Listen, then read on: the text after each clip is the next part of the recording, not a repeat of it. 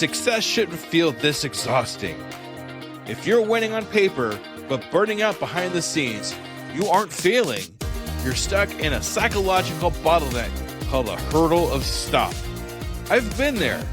On the outside, things look great, but I was secretly burning out, convinced I was just lucky, and waiting to be exposed as a fraud. I realized I didn't have a business problem. I had a mindset block. Whether it's imposter syndrome, perfectionism, or fear or failure, these aren't just feelings. They are growth bottlenecks. Identify your specific hurdle and get one immediate action step to regain your momentum today. Go to tuepodcast.net/quiz. That's tuepodcast.net/quiz to take the 3-minute assessment and get your report now. Hello there, Scuba Believer. Hey, if you're anything like me, I am just so tired of going from screen to screen to screen, trying to figure out my analytics for all of my social medias and trying to figure out where I can put any and all my energies to get as much reach as I can. Well, I think I've finally found the solution. Elementary analytics. That's right, elementary analytics. Now, at a single press of a button, I can see all my social media analytics from Google to Twitter to Facebook, all my important information all on one screen. All on one screen. Can you believe it? And if you really needed to, you could print charts for any possible meetings you might have. If you want to learn more about this amazing program, go to tuepodcast.net/EA for a 14-day free trial with no credit card needed. That's tuepodcast.net/EA for a 14-day free trial. Try it right now and see what it can do for you. Undiscovered Entrepreneur, episode number 57. 57 is also a Keith number, which means that it's part of the Fibonacci-like sequence that starts with its digits 5, 7, 12, 19, 31, 50, and 57. Cool. And what I found was when I was going and I was doing all of these things, when I was posting on Facebook, I had asked my Facebook friends, what do you want to learn from me? And I thought that they were going to say something about relationships, given all of my work as a mediator. And instead they said, we want to know how to do what you're doing. Because the reality is most people don't do a big jump like I did and continue to do big jumps, right? So I was wandering the world. I had changed everything. And people just couldn't even believe and couldn't catch up. And they wanted to know, how do you do that?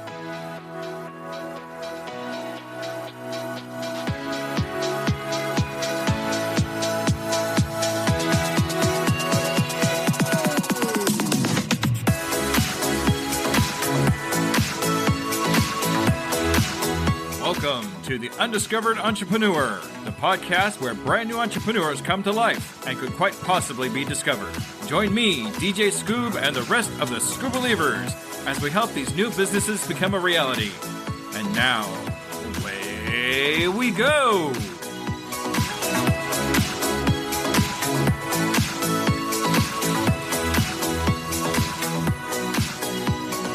Hello, Scoob Believers, and welcome to another episode of the Undiscovered Entrepreneur with me, DJ Scoob. Coming at you, whatever device you happen to be listening on. All right, so today we're going to get right into the very first thing is my Scoob Believer of the Week. So today's Scoob Believer of the Week is Sky Armin from Sky Kitchen Adventures Facebook group. Check her out in the show notes. Thank you, Sky, for being a Scoob Believer. I really appreciate you. All right, so today we are talking to Meredith. Now, Meredith is an entrepreneur, and she has some amazing stories. You're going to get all of the great stories. We touch a lot of different things. We talk about mental health. We talk about gathering customers, all kinds of great information. It's a little bit longer, but I got to tell you, every minute is worth listening to. So let's listen to Meredith.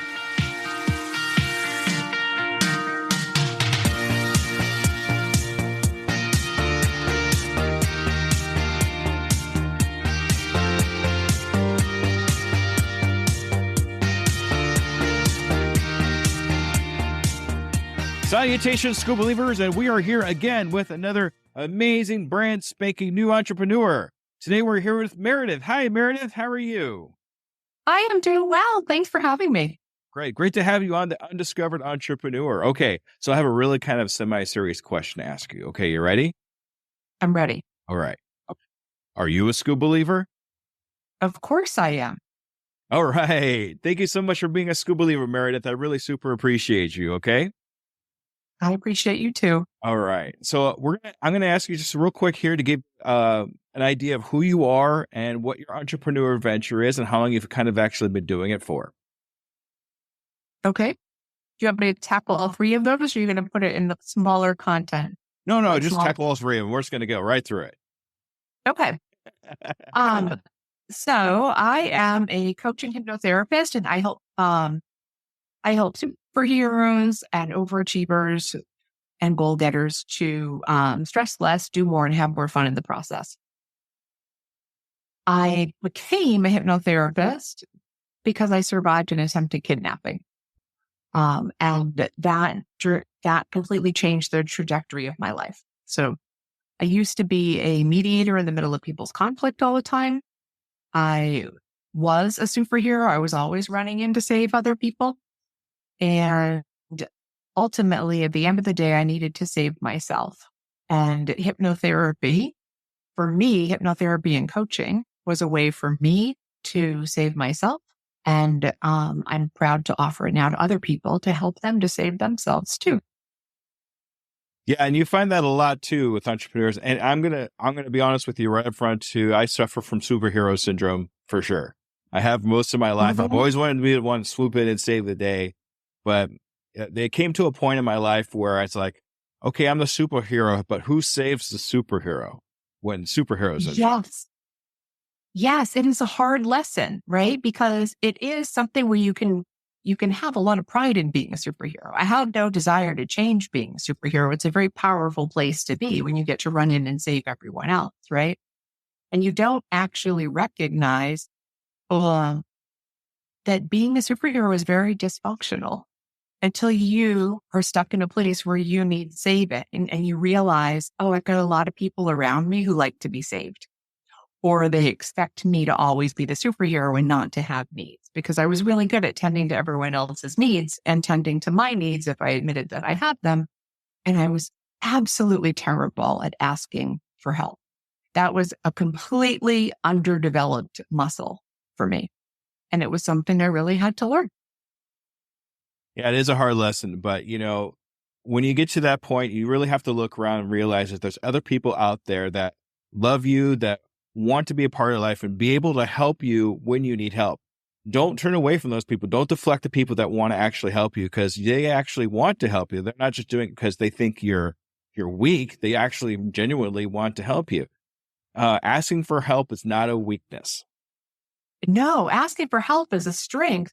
And it's a really new lesson to those of us that have been superheroes, right? So I'm a recovering superhero now is how I would define myself. There's still a piece of me that can want to run in, and I have to remind myself this is actually not mine, right? So I have a choice. I can take it on, but I don't have to take it on. Whereas before I would just jump in to be rescuing before I even thought about it. But I do have better quality people around me too, right? I have people that are more balanced, that don't need me to be in that superhero role all the time. I have a lot more people who are recovering superheroes themselves, truthfully. Right? I have a lot of kind and gentle people around me, and that's a lovely place to be. Yeah, absolutely. Having those people around you, and you are the culmination of the 5 people that are closest to you. It just seems like those 5 people that are closest to you are who you actually end up being a part of. And as long as those people around you are caring and giving and want to genuinely help you, then you'll be okay. Right. And I think even if you don't have 5 good people around you, right? Even if right now you were in that spot where you're like, oh, actually, I realize I'm a superhero. I've got a lot of people around me who are really good at taking. You can start by listening to a podcast, right? You could start by paying attention to this podcast and being like, oh, this counts as a person around me because this is a new voice in me, right? You can be reading books. You can have a coach. There are ways to pull in top people so that the voice inside of you changes and that you grow and change. Exactly. All right. Good words. Thank you, Meredith. I really appreciate that. I will definitely keep that in mind and in my heart because it is really close to me as well, too. Thank you. Right.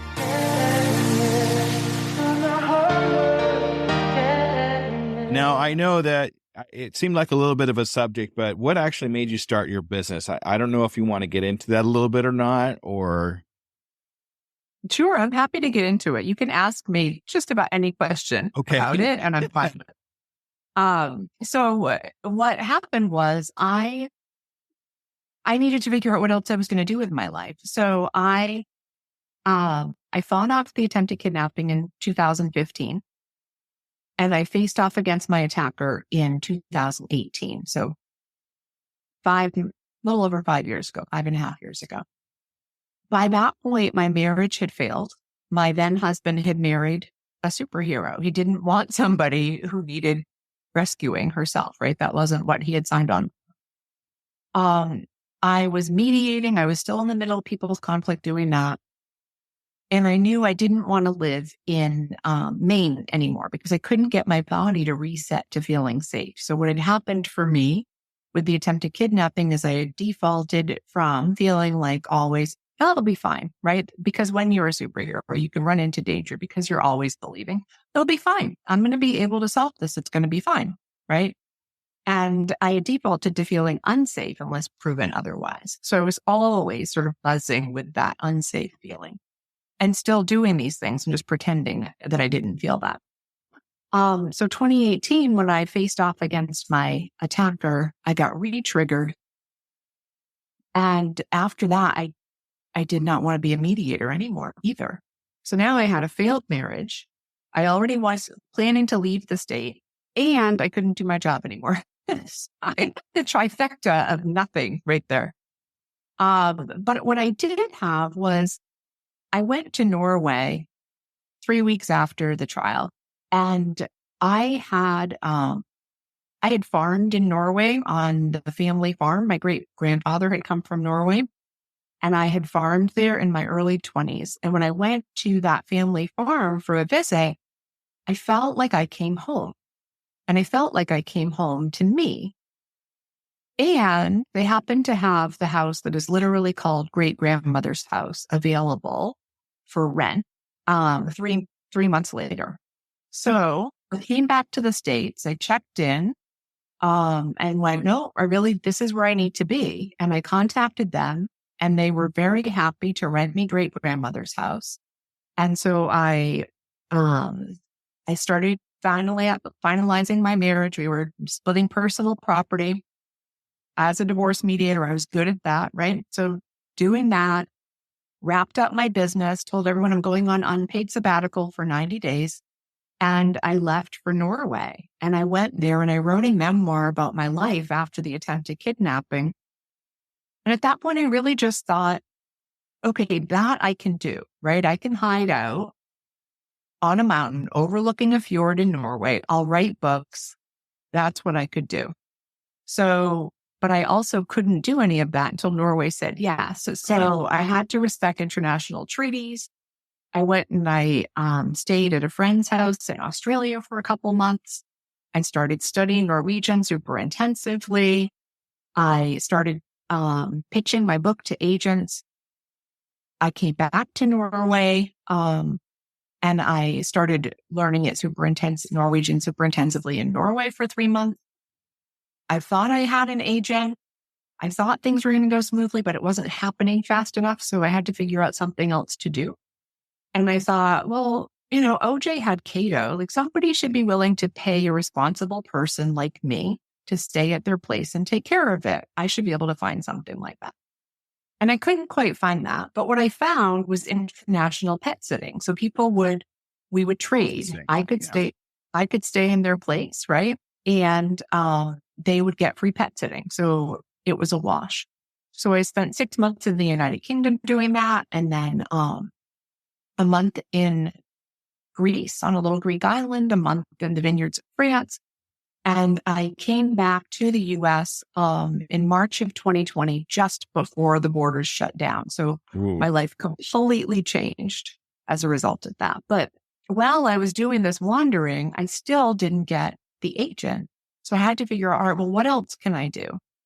And because I had been a mediator and a conflict coach, I was always really good at figuring out how to help people get from point A to point B, right? I was really good at figuring out what are your strengths? What's the best version of you? Helping you to see that best version of you, feel that best version of you, helping you to see where to go for next steps. And all of that I could do as a coach for people.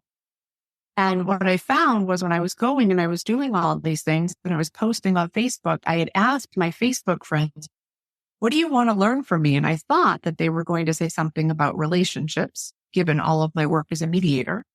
And instead they said, we want to know how to do what you're doing. Because the reality is most people don't do a big jump like I did and continue to do big jumps, right? So I was wandering the world. I had changed everything. And people just couldn't even believe and couldn't catch up. And they wanted to know, how do you do that? So that was my world into being a coach. What happened in terms of how I became a hypnotherapist was I was in my own way in terms of marketing. Mm.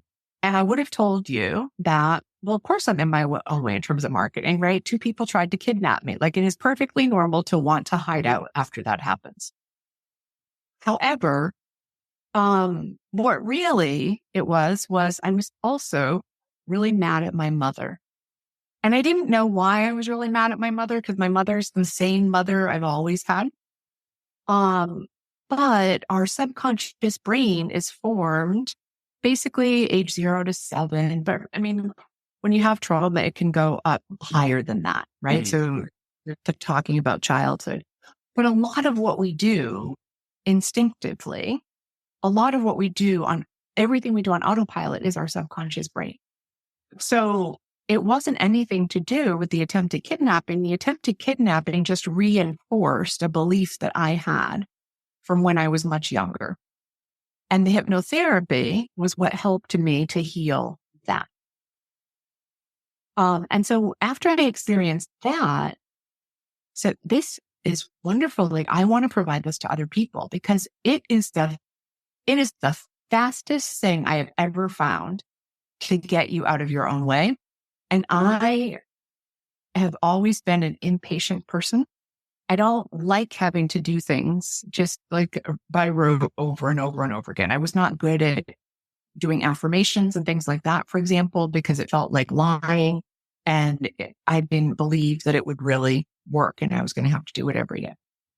Hypnotherapy, it's different. It's an hour and a half with me and you up level, right? So I haven't found anything else that comes close. Wow, that's a lot. That's amazing. So good. So good. I like the fact that you change your surroundings to change your kind of mindset. Even though you're jumping to a lot of different places, you're getting to explore a lot of great things. And I'm so glad that grandmother's house came around to help you out. And that was just kind of like a meant to be kind of thing, because there you are and there it is. And poof, there it is. That's awesome. I'm glad that worked out for you. We all go through tough failures, and it could be different for everybody. It was definitely different for you, but out of those failures and out of those struggles that we have, on the other side of the things, we have to remember that there's opportunity for us on the side. The things that we learn from those failures are things that we take with us to help us move on to the next thing that we need to go to. And I was just curious about, did you ever finish that book and publish that book?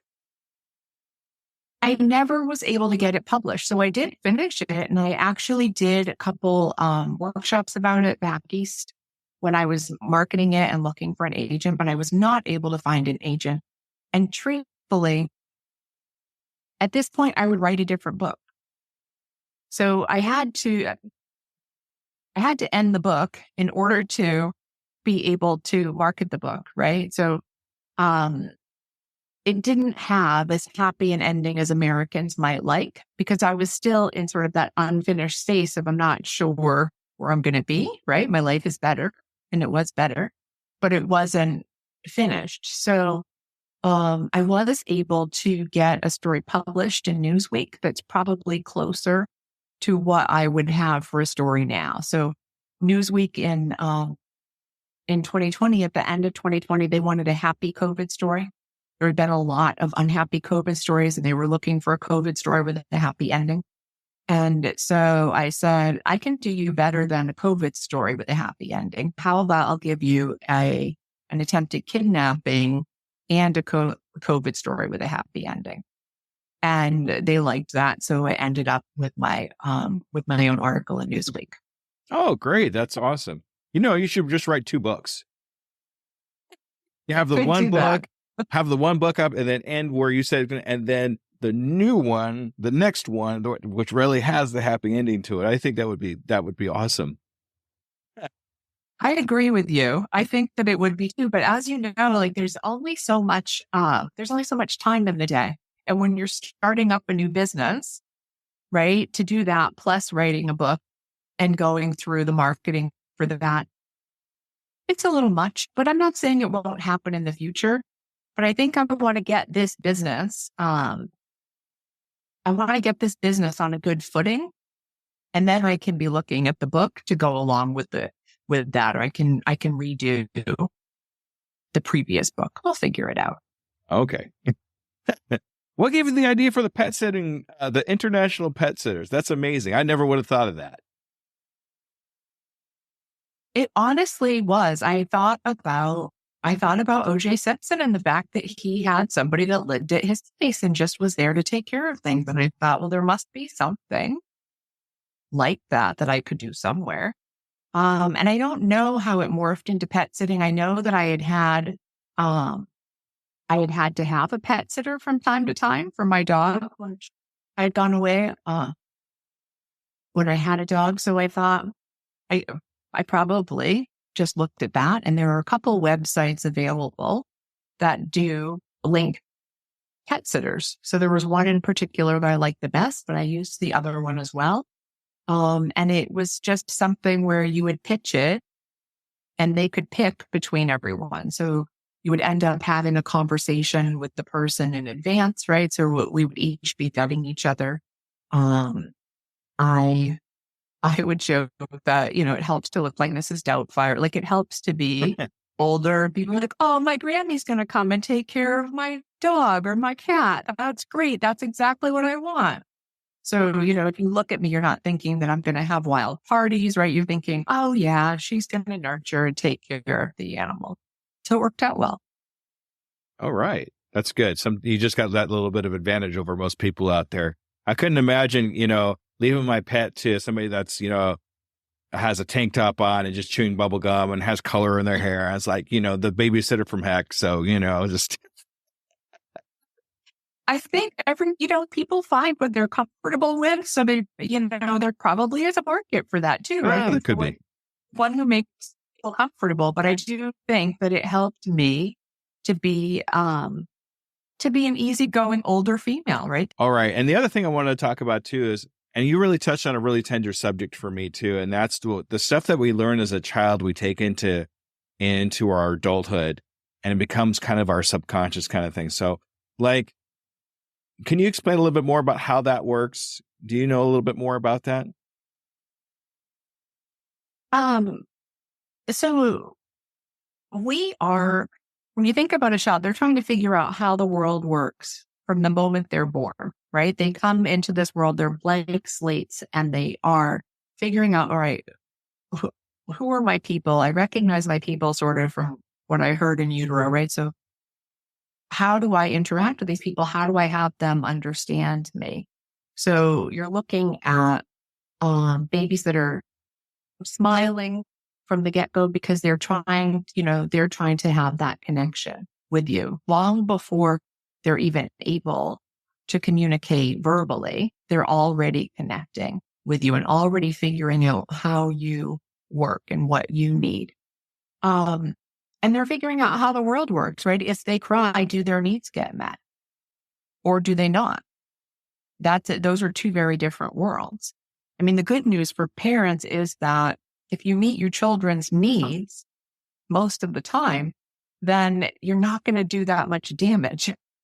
It's the not meeting the needs for a lot of the time that does damage. And so that's when you get into more child abuse and neglect. The reality is that we all have messages that we learned in childhood, even from people who meant to do right by us, right? There still can be messages that we learned that shape then how we interact with the world. So if you had the message, either spoken or unspoken, that children are to be seen but not heard, that's going to be hard then for you to do marketing of yourself because you're not supposed to be heard, right? So that little you is always going to feel like, oh, no, that's not our job, even though you're an adult. And so the little you then will struggle with being able to command the room or even to speak up at the table, right? If you were raised to believe that women are supposed to take care of men and take care of children and put everybody else's needs first, right? Be in that caretaker role, then it's going to be very hard to say, but these are my needs and I need these needs to get met. And similarly, as you were talking about, men can also be raised to be superheroes, right? And so men are raised as boys not to have emotions, right? You're not supposed to cry. You're supposed to be stronger than that. And so there's this, we're told from a young age which emotions are okay and which emotions are not okay and how we're supposed to do with things. If you are raised to always be achieving, if you're raised that you need to perform in order to get love, then love is not unconditional, right? That love comes with strings. And so you can learn to be a very high achiever because you're really good at finding a way to get love. And you might even think that you love yourself more than you do because you're really good at finding a way to get love, right? So I know for myself, doing the healing journey, right? So it starts with, did I love myself? No, that wasn't what I was taught. I was taught to be an achiever. And so nothing was ever good enough, right? So I was taught to always be looking at the next rung on the ladder. But when I took care of that piece, when I was like, no, I figured out how to love myself. One of the things I do with hypnotherapy is also work with people on accepting themselves fully and completely. And when I did that work, I realized, oh, actually, I still am not good at unconditional love. I'm really good at meeting the conditions that I set for myself, which is different. Accepting all parts of you is accepting the shadow self too, accepting the self that not only do I not want to show to you or not show to the rest of the world, I don't even want to show it to me. That's the whole different level of acceptance. And I mean, so this younger us, right? This younger us that I'm saying is in charge. When we're looking to do something and we get anxiety about doing it, it's really that younger you trying to protect you and keep you safe. So if you think about any kind of anxiety, whether it's coming up as feeling stressed or feeling anxious or avoiding doing something or running away from doing something or procrastinating or the new trick for me is I get really tired. So like I found a way around all of these really, all of these energetic ways to get me to not do things. So the new one became, well, fine, I'll just make it so you can't move. It's great. I don't actually know how to deal with this. This is a new one in my life in my 50s. But all of that is designed to keep you safe, right? And so if you can work with yourself and let that younger you know that you're safe and that actually what it's doing is causing more harm than if it actually let you do what it is you want to do. Then often that's all it takes to be able to go forward and do what you want. Amazing, amazing words, Meredith. I think that's something we could all kind of take in within ourselves as far as mental health and how things come about and why things happen the way they happen in our childhood up to adulthood and how that interacts. So I really appreciate that. Thank you, Meredith. Thank you. All right.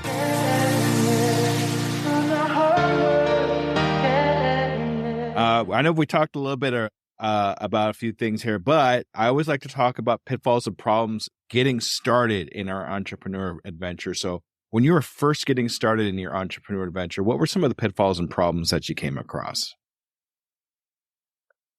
As I said to you, the big one for me was marketing, right? That was the biggest chore because I had already been an entrepreneur. So I had already had my own, I had had a law firm with someone else. I had gone out on my own and started a business where I was doing mediation and guardian ad litem work representing the best interest of children in court. And so going through the general hurdles in terms of, I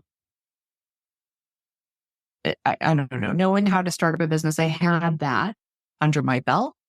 I would say that the challenge for me also at that point was, can I actually make this work? Right. So it was sort of testing, trial and error, see what it is that actually resonates with me. So sometimes you'll think, oh, this would be a great solution for me. So for example, Pinterest marketing. I thought that would be a perfect thing to drive people to my website. I don't mind going on Pinterest for recipes. So I thought this would work. I took the class, I implemented, and I realized I hate Pinterest to the level I need Pinterest in order to make it. It made it too much work for me. There was no joy in that for me. So I had to then figure out, okay, what kind of marketing will I do? What kind of marketing is something that I can do and it will bring me joy? Because there has to be that piece of it when you're going to be getting out and meeting people and finding people to go to work with you and driving the traffic to you. There has to be the joy in it or you won't do it. Yeah, you gotta find out what makes work. You got to find whatever it is that makes work, and, you could experiment with it and that kind of thing. And maybe it's a good thing that you found out you didn't like Pinterest. I mean, what if you just kept doing it anyway? And just you end up doing I have done that before. Yeah. When it comes up to things like that, I like to reference a book written by a gentleman named Pat Flynn. I think I've mentioned him a bajillion times on my podcast, but he wrote a book called Will It Fly?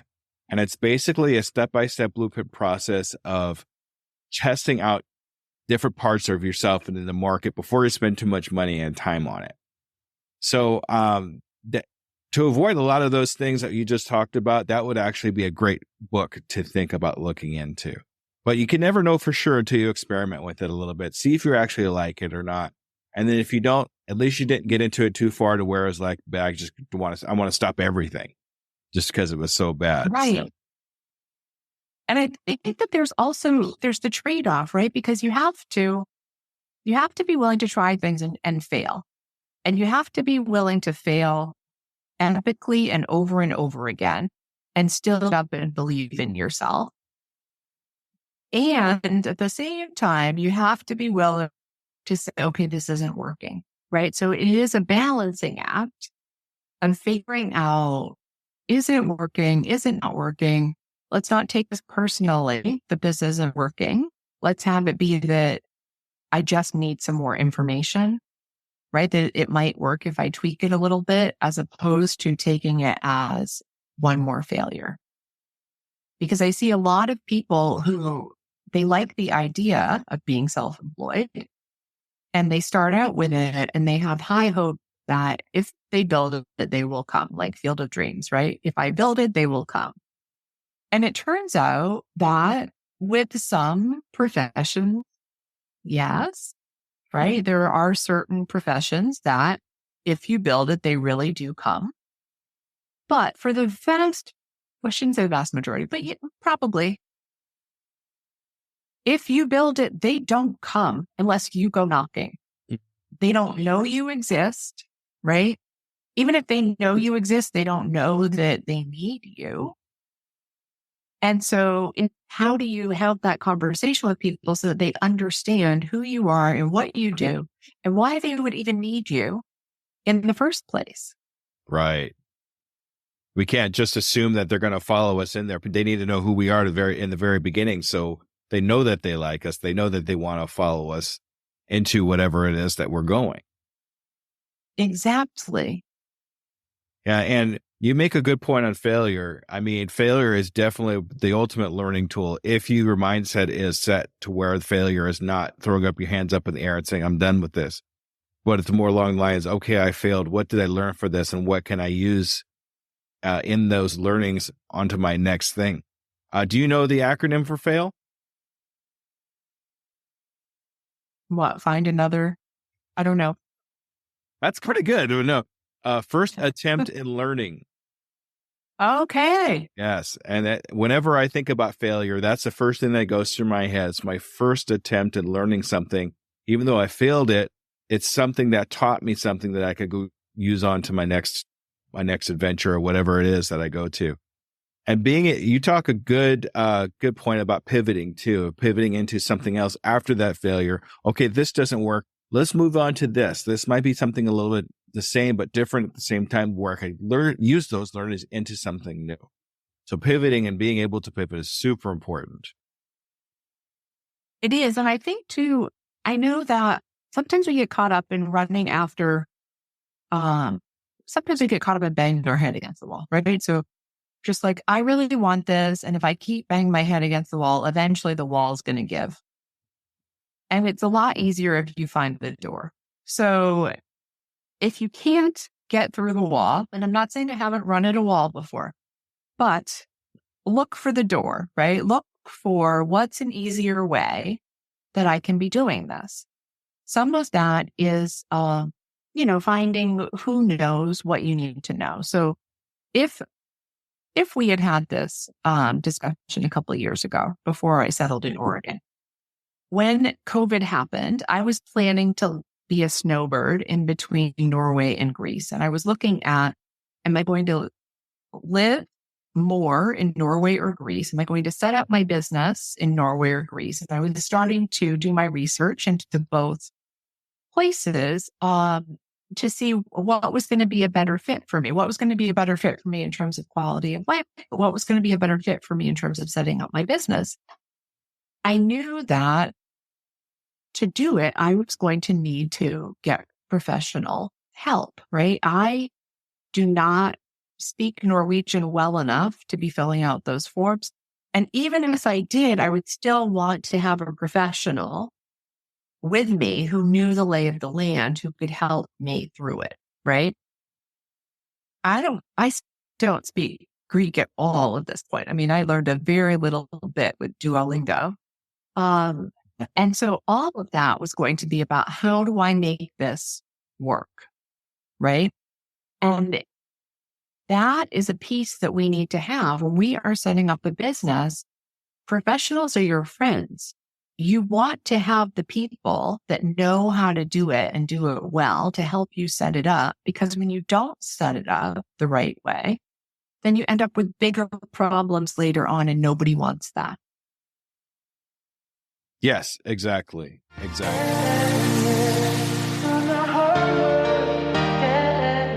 And it's actually, what's funny is you mentioned that's actually like awesome segue into my next question, believe it or not, was if you had any influencers or help or anything, mentors that you looked up to when you were actually getting started. So I did. The coach that I had was a hypnotherapist. She had an online coaching program. And so I did individual work with her. And then I also did her 4-month program, which was targeted to online entrepreneurs. When I heard that then she was going to be doing a program for hypnotherapists specifically, right? People that want to do coaching plus hypnotherapy, said, absolutely, sign me up. And so that was then a 9-month program. that I did. And I also am still a part of her membership. So I'm able to go in and access online trainings that she has done. So all of that helped immensely in terms of doing this. I also, when I moved to the Oregon coast, and then I was looking at getting involved more with people in person, not simply doing things online.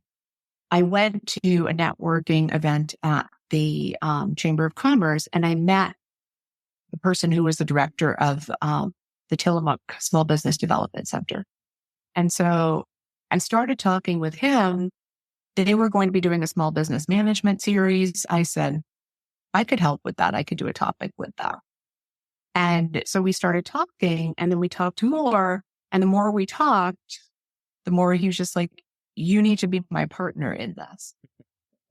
And so he brought me into the Small Business Development Center. So I was doing now the full 9 months with him. So he ended up mentoring in that capacity. And then I've grown that position so that I also got them to do a mastermind program. And so last year I was sort of mentoring because we have a new director, and now I'm in it to a lesser extent. But yes, I mean, you find the people who help you to get a foot up, right? And you keep paying it forward that way. I just started today a soulpreneur support circle in the local area for people who are in various entrepreneurs. I pulled them together in my old county, and we had our first meeting today, and it is all about collaborating and lifting each other up. And it's all about that support, being able to mentor each other, being able to brainstorm with each other, being able to use the hive mind to figure out things that we could be doing differently so that we can all be collaborating and we can all be working together. And I'm looking to create more of these soulpreneur support circles, because I feel like being an entrepreneur can be a very lonely business. And we all think, I'm the only one going through this, or I don't want to show people that I'm being weak, right? It's that superhero syndrome. I don't want to show people what's behind the scenes. I just want to show them that I'm successful, and then they'll want to work with me. And so having people that we trust, that are safe people emotionally, that we can have these discussions with, and they can help us and we can help them, it just strengthens the whole community. It makes it a better place.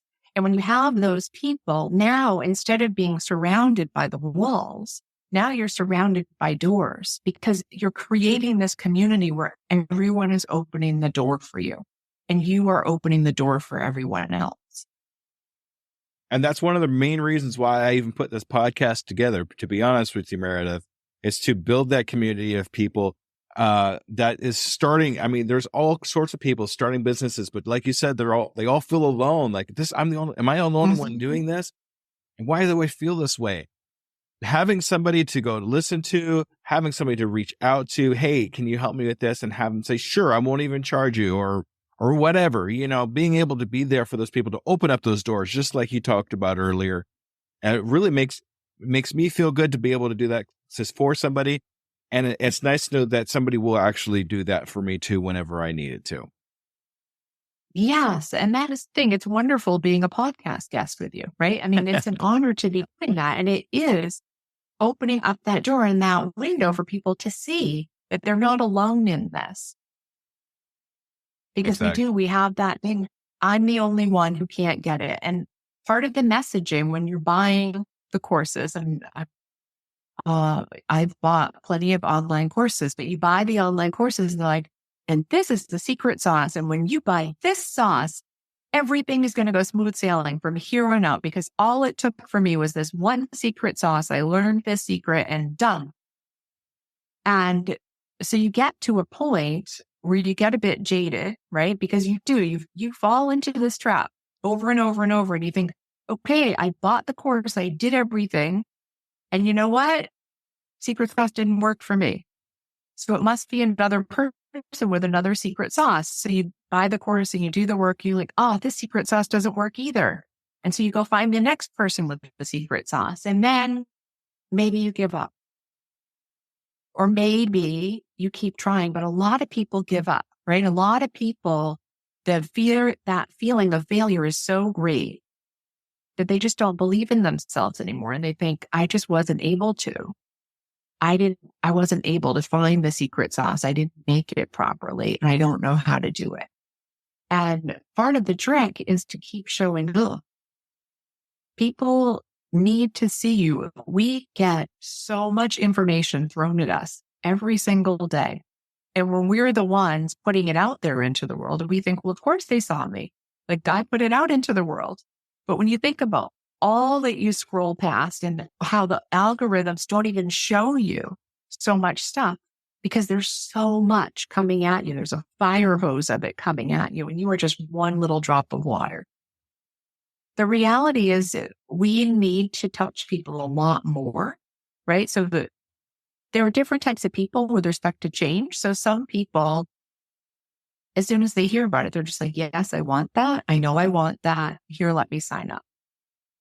But then that's not everybody, right? So the next stage, they need to see that it actually worked for someone. So they're the ones that are going to be reading your testimonials. They're going to be watching to see, did other people have a good experience? What's getting posted about it? Okay, if these people are, that makes it safe. Now I can do it too. And then there's the ones who are just like, well, if half the world is doing it, now I guess I can do it. And then the last ones are that never, never, never, you can't make me. And those are the ones that they still have a landline, even though there's plenty of good internet service available to them. And they could have a cell phone. They're still getting their old phone book, or maybe they just keep their old phone book that they've had forever because they want to have it like that. They complain about what it is that is changing. And I know for myself, I had to go through when you're trying to figure out who your ideal client is, right? As a superhero, the ones I wanted to save were actually the never, never, never, you can't make me people. Because I thought, well, they really need my help. It doesn't matter because they don't recognize that they do, right? So my actual client is the one that says, oh yeah, that sounds cool. That would be great. Sign me up. That is the open door, right? I can bang my head forever against the never, never, never, you can't make me. And they're still never, never, never coming. So don't bang your head. Find the open door. Yeah, especially when my dad's like that. I got to tell you, he was he was very technical for a while, but as soon as he retired, he shut it all down and just, yeah. Anyway, so yeah, you make a good point too. You don't want to concentrate so much on the people that you can't change anybody, especially that never, never person. They're not going to change no matter what happens. So you want to work on the people that are open to opportunity, that are open to the change. That way you can help them out because they want to be helped. If they don't want to, if people don't want to be helped, then they're not going to be helped. Right. And and you make a good point about, the secret sauce and going out and trying to find different flavors. This sauce isn't working. Pretty soon you've got so many secret sauces, your sauce turns to vinegar because it's just not working. Now, what I like to do instead of letting my sauce turn to vinegar is, even though I have different things that I've learned from different people, I integrate the best things that I've learned from those people and make my own secret sauce. Yes, that is exactly what to do. And that shows that you're actually doing what needs to be done because that is the integrating process, right? So if you just go and you learn it and you never implement it, it doesn't ever become yours. And if you go and you learn it and you never go beyond copying the other person, it hasn't become yours either, right? When you are fully implementing it, like you're talking about, then it becomes yours because your style comes into play. And people want to work with you. It is your style. It is your energy and what you bring that makes them want to work with you. Exactly. Great words. Thank you so much, Meredith. That's amazing. Great analogies on the sauces. I like it. I like a good sauce. So yeah, we'll take that to heart for sure. Thank you so much. Thank you. All right. So I like to know, and I like asking this question because I always get a different answer from everybody, but in your vast, doings, when will you know you've made it? When will you think you've made it to that one pinnacle point where you said, this is exactly where I want to be at this particular time? What's that look like to you? So it looks like different things at different times, honestly. So I'm going to say I used to be quite terrible at this because I always saw the next rung and I didn't allow myself to sit and celebrate that joy of having made it, right? And my trick, my trick for celebrating that I've made it is actually to look back in 90-day increments and see how far I've come as opposed to always looking forward. That when I look back and I say, oh, well, a year ago, this is where I was. And I'm so much farther than that. So look, I'm already making it. I'm already a success in so many ways. So in some ways, I've already made it. In some ways, I live in one of the most beautiful places on this planet, as far as I'm concerned. And I have great neighbors and I have a great community that I really enjoy. And so all of that is already having made it. I can make it better. I can, do more with that. But that in and of itself is already making it. And then there's the financial goals. So, that's the other piece, is getting to the point where, there's,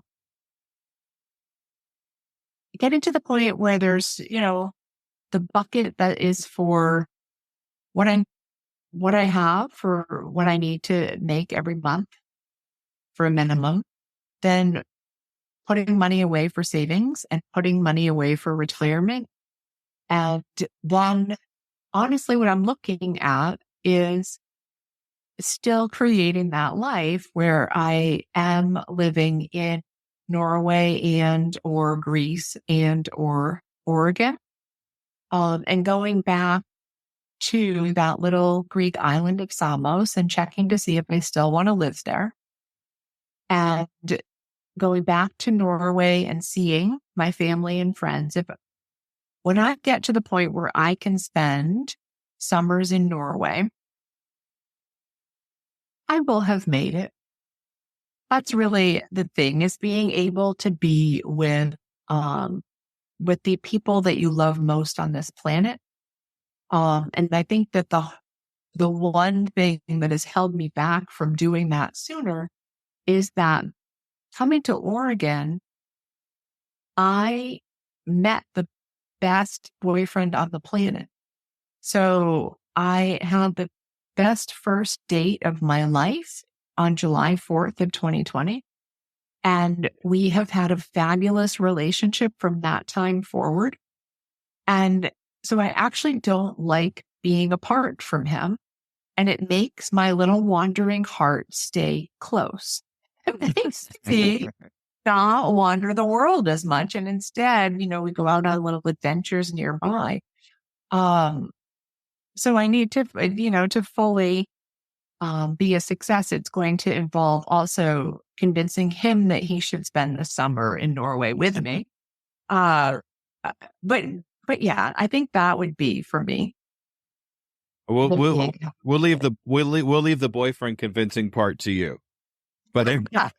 but everything else that you talked about there, wanting to be close to family, and I like the fact that you don't look too far forward or back. I mean, that way you can literally see where you're coming from and where you're going.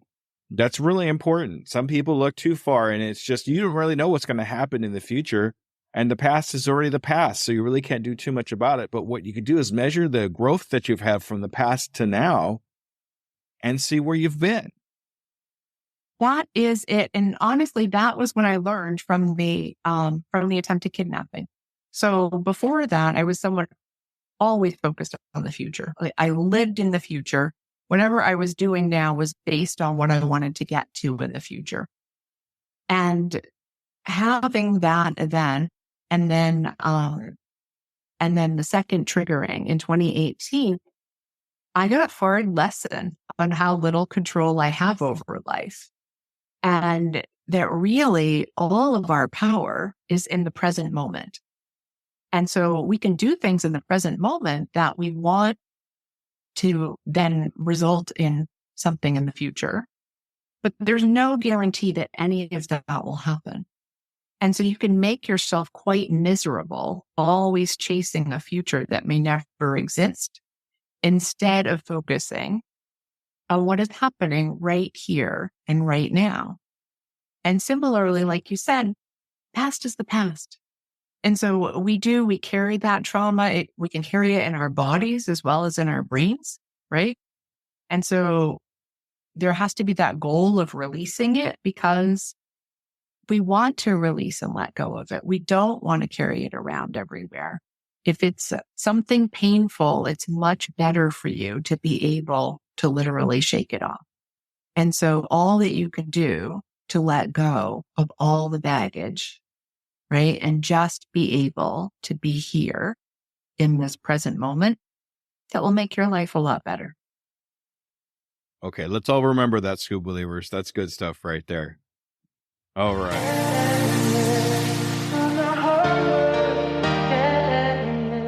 This is one of my favorite questions here. And I think this is the one question that everybody really listens to most is, if you were to meet somebody that wants to take the same entrepreneur adventure as you, or at least similar, what kind of advice would you give them? What kind of steps would you have them take? I would probably check with them and see if they actually knew what they were in for. Like, are they just believing what they see on social media, or do they really want to? Mm-hmm. Right? Because it is two questions. I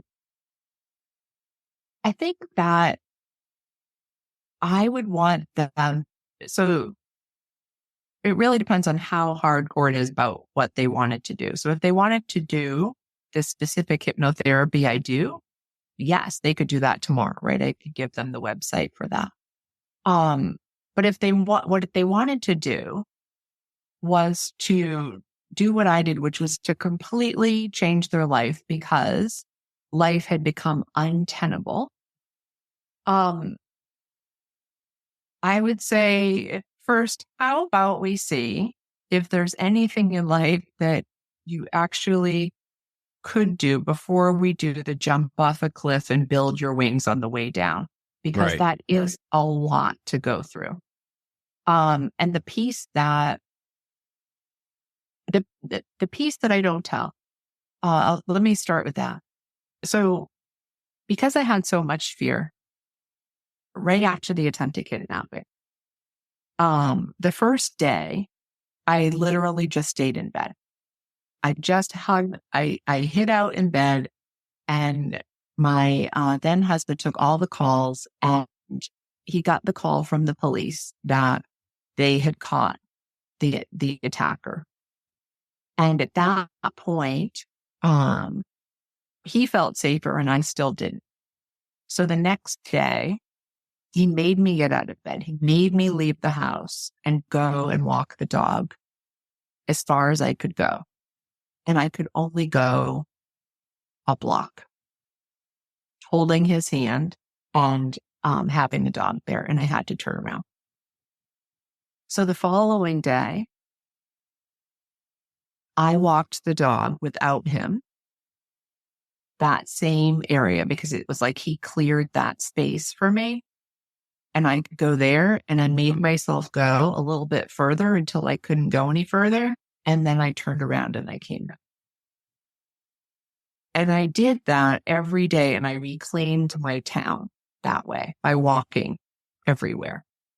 So I had been someone before the attempted kidnapping who was a wanderer like that I just talked about.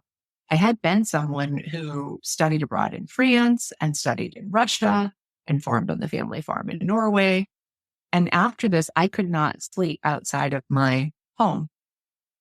So I retrained my brain how to do the things I wanted, right? I started small and I built it bigger. And so then couple of years in, a year and a half in, I went and I stayed at a hotel by myself for the first time and did that as an overnight as part of a conference that was nearby within like an hour and a half. So if I had to, I could drive back home, but it was going to be hard enough that it was going to be, either one was going to be work. If I had to drive home in the dark, I wasn't going to like it. And if I had to stay there by myself, I wasn't going to like it. Right. So I was growing that comfort zone. And then I kept growing. So I went and I stayed in Canada first when I was looking at going internationally. I went with a friend to Canada and we drove up. And then the next time I drove myself. So I still had control over my vehicle, but I intentionally went to French-speaking Canada so that I would be doing a different language, right? So there was always this pushing that was happening. I would say that my tendency can be to just jump into the deep end of the pool and swim. And that I can run right through my comfort zone and leave it in the dust. And that is not necessarily a good thing because it sends your body panicking even more.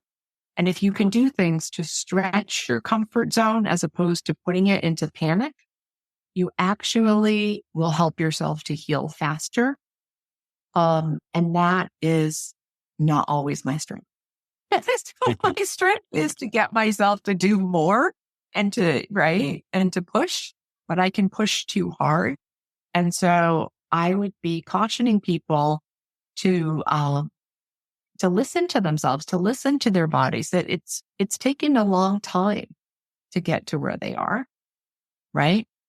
And they can take a longer time to get to where they want to go too. And that there will be a part of them. When I left to Norway, I thought I was going to figure it all out in 90 days. I had 90, that was my goal, right? 90 days. I've cleared my decks. I don't have anything I can do there. I couldn't work, right? So what was I going to do there?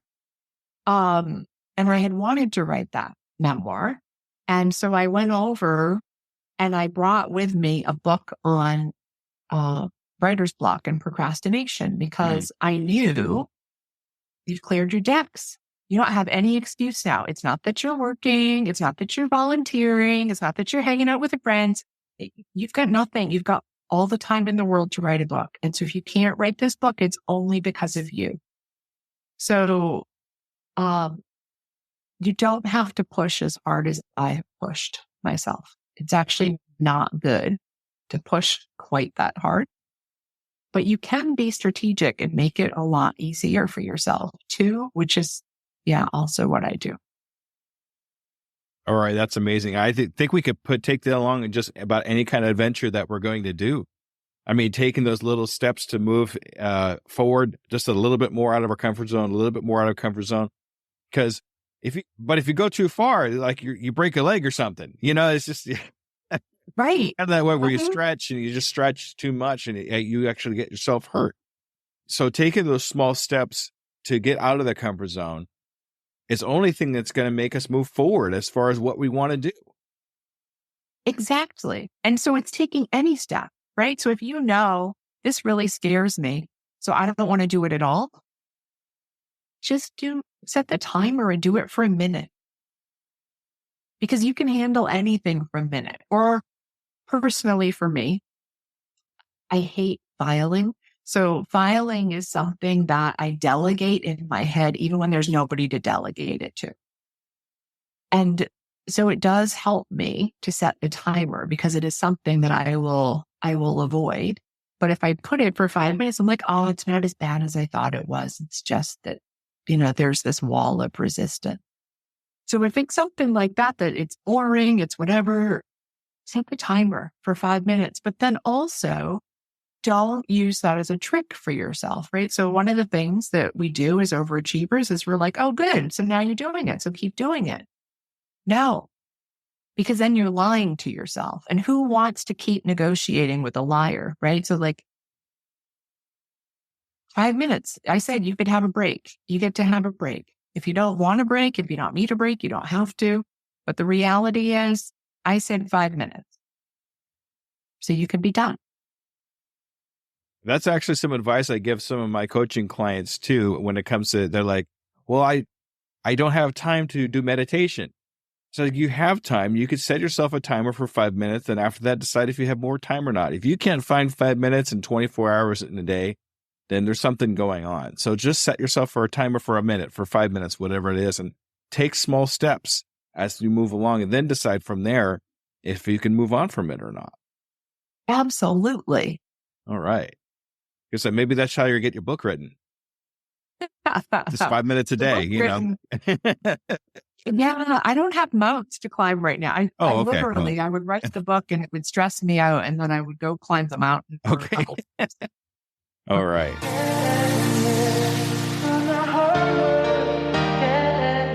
This is a question I get a different answer from every time, and it gets a little bit tough. So if it gets past that, that comfort zone, let me know. Okay.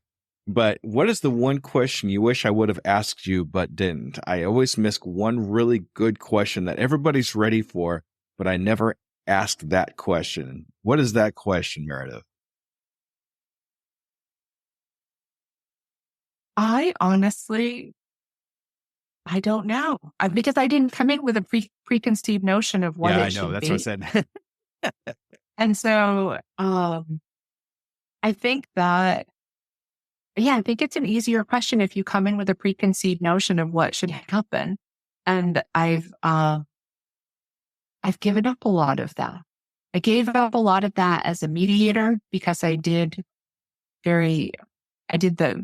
transformative mediation, which is the most empowering for other people. So I am not coming at it as the expert. I am coming at it as the person to help them, as opposed to being the expert on their lives after not knowing them really. So for this, you're the expert because it's your podcast. So I'm just here to answer the questions that you want, and because you know your audience best, right? That's how I look at things now. Okay, we'll just keep it at that. That sounds good to me. Okay.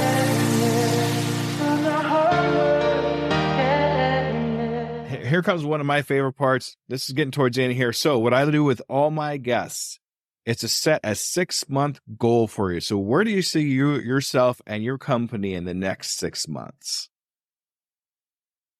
Ooh, that's a good one. So in 6 months, I would really like to have my ticket to Norway. That's what I would really like. Yes. My ticket to Norway in 6 months. I'm going to be starting doing mediation again for the courts. So I've talked with them about that. And I think that will be starting either late this year or early next year. I've been doing facilitation as well for nonprofit boards.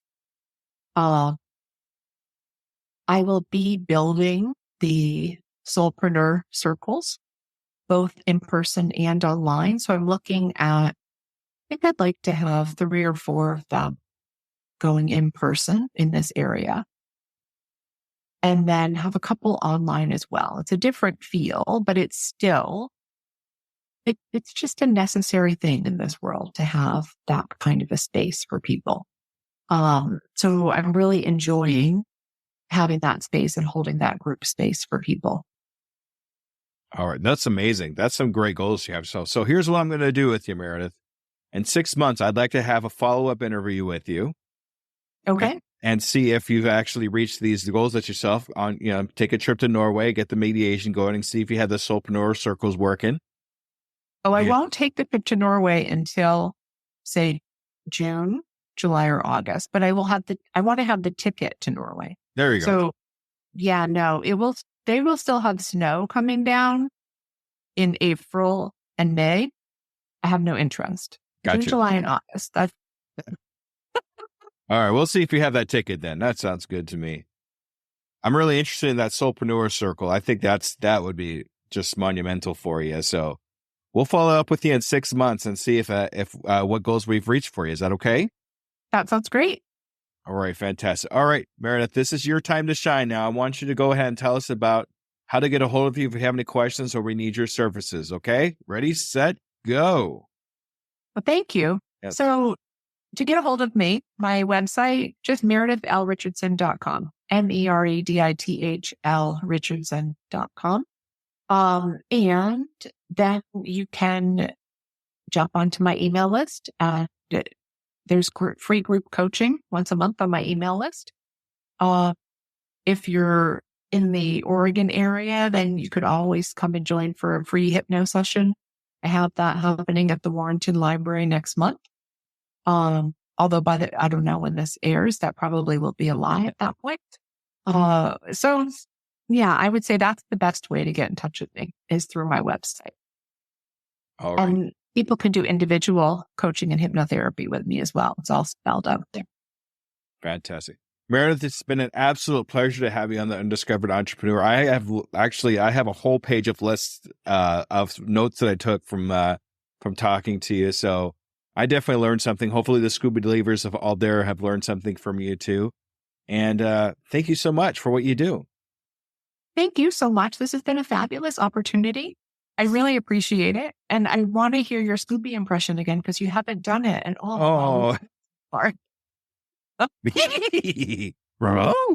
That's awesome. That was one of my favorite shows growing up. Oh, thank you. All right. Scuba, thank you so much, Meredith. I really appreciate it. Scuba Believers, make sure you stay tuned for the wrap-up. Alrighty, everybody, have a great evening. Thank you so much. Bye-bye. Bye-bye. Bye.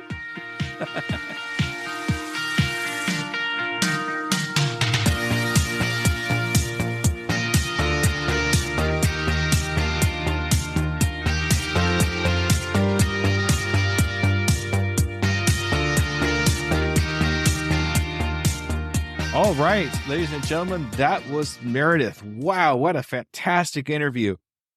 Just so much information that went through there. I know it was a little bit long, but it was definitely worth it. Some great analogies going through. She had a great story. Maybe we'll see that book someday soon.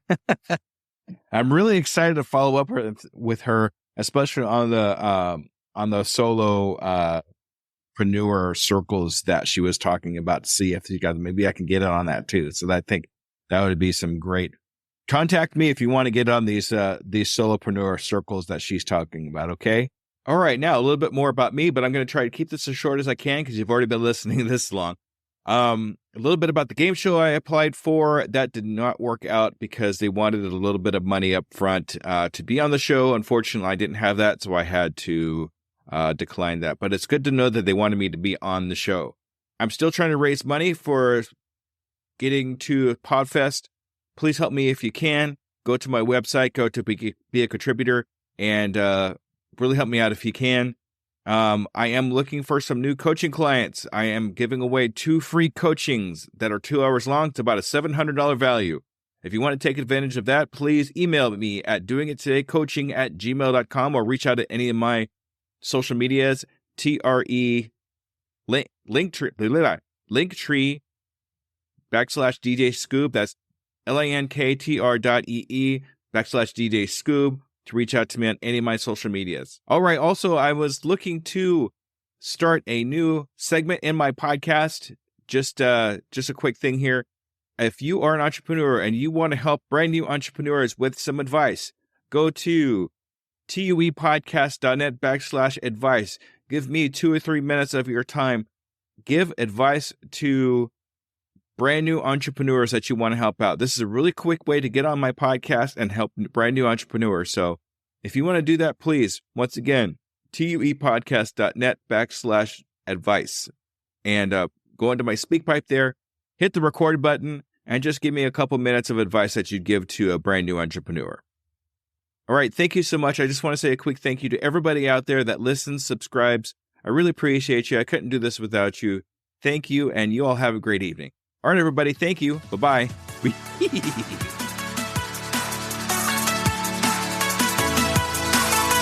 Hello there. DJ Scoob here. And I just want to personally say thank you for listening to my program. I really hope you learned something. Tune in 2 weeks to listen to another brand new entrepreneur. And remember, I can, I am, I will, and I'm doing it today. So there's two kinds of ways to read music when you play guitar. There's just music, sheet music, which is insanely chaotic and hard. And then there's what's called tablature. Tablature is really easy. Okay, there you go. So, yeah. Oh my, okay. Yeah. So this is a D. Okay. So you don't... okay. Mm-hmm. Why does it say D minor? There we go. Yeah. So that's the D. Okay. So you want to do... Yeah, go ahead. Second fret. We got 3 string. Second fret. Yeah, just want to count it down from the low end. So the first 2 low strings you're not going to touch. Then the third string is going to be open. Right. Which means you play it, but you don't put your finger on it.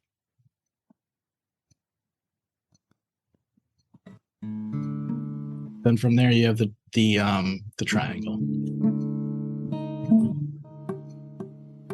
This is the most popular chord, I think, in music. Pretty sure. Close.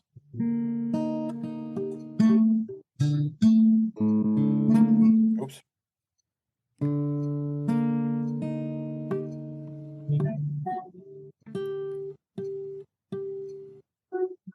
Make sure you're looking at your other hand, too.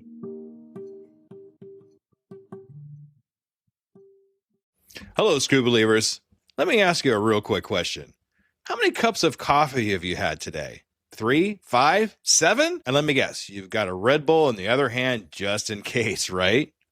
Yeah, I see you. Now, here's the truth bomb nobody wants to hear. You're not building a business. You're building a caffeine dependency. Listen, I get it. When you're grinding 12, 14, 16-hour days, you're building something from nothing. When you've got payroll to meet, investors to impress, and visions that won't wait. You need fuel. But what if I told you that the fuel that you're using is actually slowing you down? What if the very thing that you think is keeping you sharp is actually making you dull? Enter Rise Coffee. This isn't your grandma's mushroom tea. This isn't some hippie wellness trend. This is science meets performance. And here's what makes Rise different.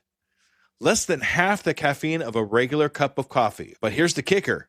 You won't miss it. 6 organic powerhouse mushrooms, including cordyceps, what Olympic athletes use, and lion's mane, what Silicon Valley biohackers swear by. Sustained energy that doesn't spike and crash. We're talking smooth, clean power from morning to moonlight. Crystal clear focus without the jitters.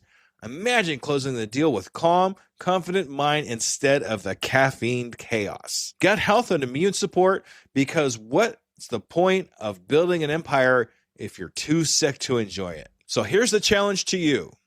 Stop borrowing energy from tomorrow.